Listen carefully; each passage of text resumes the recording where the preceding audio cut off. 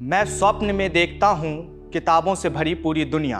मैं चाहता हूँ कि चित्रकार की बनाई दुनिया की सबसे सुंदर पेंटिंग वो हो जिनमें एक माँ अपने हिंसक पुत्र को दे रही हो बुद्ध, महावीर या ईसा के वचनों की कोई किताब, जिनमें कोई प्रेमी अपनी गोद में लेटी प्रेमिका को पढ़कर सुना रहा हो किसी कवि की कविताएं, जिनमें कोई लड़का शायरी पढ़ते पढ़ते तकिए की जगह गालिब मीर का दीवान सर के नीचे रखकर सो गया हो, या जिनमें कोई औरत अपनी मशरूफ जिंदगी में कुछ वक्त निकाल कर पढ़ रही हो प्रेमचंद, मंटो, टॉल्स्टॉय या टैगोर को।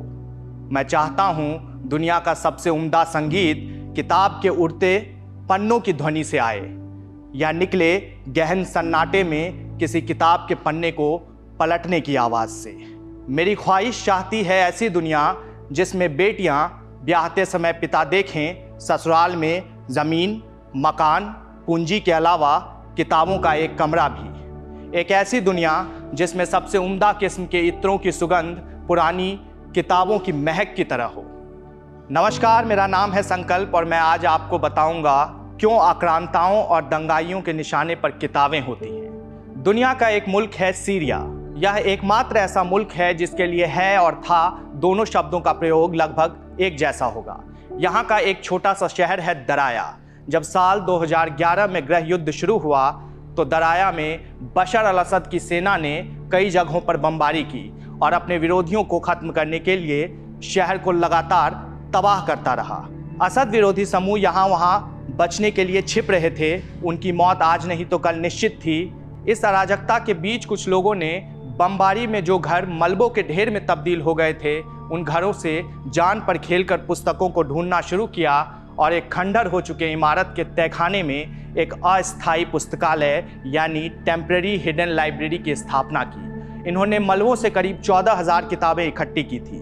वो जिस घर से भी किताब लाए थे उसका एक नोट तैयार कर लिया था। जब युद्ध खत्म होगा तो किताबें अगर उसका मालिक जिंदा है तो उसे लौटाई जा सके।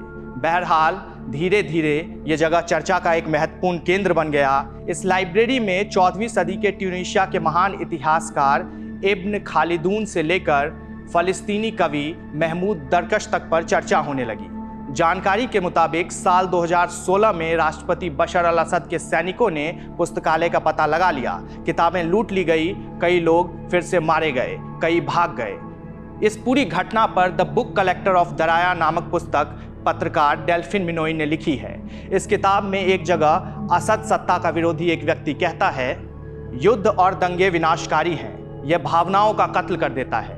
किताबें पढ़ना हमें याद दिलाती है कि हम इंसान हैं, इसलिए हम पढ़ते हैं। उनमें और हम में यही तो अंतर है। चलिए अब अपने देश लौट आते हैं। जिस तरह से आक्रांताओं और दंगाइयों ने नालंदा यूनिवर्सिटी को सैकड़ों साल पहले जलाया था, ठीक उसी तरह नालंदा की धरती पर बसे एक और शैक्षणिक संस्था को कुछ दिन पहले दंगाइयों ने जला डाला। उपद्रवियों ने बिहार शरीफ के मुरारपुर इलाके में स्थित 3 एकड़ में फैला मदरसा अजीजिया की लाइब्रेरी को आग के हवाले कर दिया। यह मदरसा बिहार के इतिहास की सबसे दानी कही जाने वाली महिला बीबी सोगरा ने अपने पति अब्दुल अजीज की याद में खोला था। अजीजिया बिहार का पहला वेल ऑर्गेनाइज्ड मदरसा है जिसके पास वक्फ यानी कि दान की हुई बहुत बड़ी जायदाद है।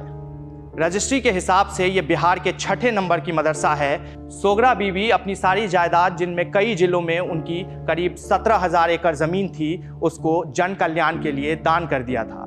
दान की हुई ज़मीन पर सबसे पहले मदरसा खोला गया। तय किया गया कि दान का 6 गुना यानी कि 37.5% प्रॉपर्टी इसका इस्तेमाल मदरसे के संचालन के लिए किया जाएगा। इस मदरसे में पहली से फाजिल यानी कि MA तक की पढ़ाई होती है। धर्म, विज्ञान, कंप्यूटर सभी चीज़ें यहाँ आप सिखाई जाती है।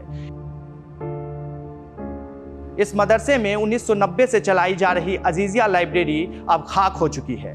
कहते हैं जब बख्तियार खिलजी ने करीब 1193 में नालंदा यूनिवर्सिटी पर विनाशकारी हमला किया था तो नालंदा विश्वविद्यालय में इतनी किताबें थी कि वो महीनों तक जलती रही थी। नालंदा यूनिवर्सिटी हो या मदरसा अजीजिया की लाइब्रेरी, मेरे मन में एक सवाल बार बार आता है कि दंगाई और आक्रांता हिंदुस्तान में किताबों को सबसे पहले निशाना क्यों बनाते हैं। इसका कारण ये है कि जब तक हिंदुस्तान में लाइब्रेरी रहेगी हमको पता चलता रहेगा कि हिंदुस्तान महाराष्ट्र के महिम में मदर मैरी चर्च है, जहां सभी धर्मों के अनुसार पूजा आराधना की जाती है।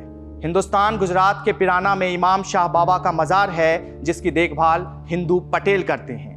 हिंदुस्तान जैसलमेर की दो मुस्लिम जातियां मांगनियार और लंगा है, जो मीरा और बुल्ले शाह के भजन एक ही तरह की नीयत से गाते हैं। हिंदुस्तान वृंदावन की गलियां हैं, जहां रसखान उर्फ सैयद इब्राहिम ने कृष्ण के लिखे गीत गाए, जो आज भी वहां मशहूर है। हिंदुस्तान ओडिशा है, जहां भगवान जगन्नाथ के रथ का स्वागत एक मुसलमान सागबेग के लिखे गीत से किया जाता है।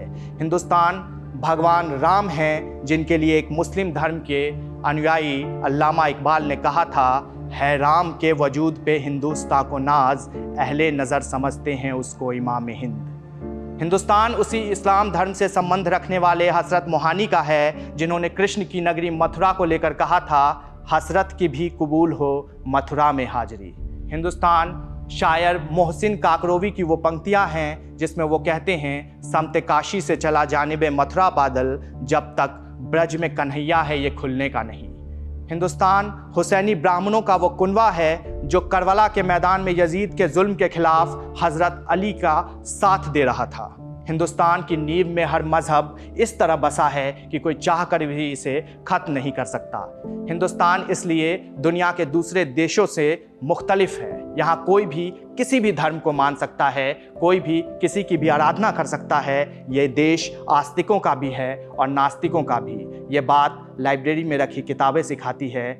इसलिए आक्रांताओं, दंगाइयों और नफरत करने वालों के निशाने पर सबसे पहले पुस्तकालय यानी लाइब्रेरी होता है। अंत में अपने कहे एक शेर के साथ, उम्मीद के साथ आपको छोड़े जाता हूँ। एक गुजारिश भी है, किताबों और बस्तों की एक दुनिया चाहता हूँ, सुनो बच्चों से अभी मंदिर और मस्जिद छिपा लो।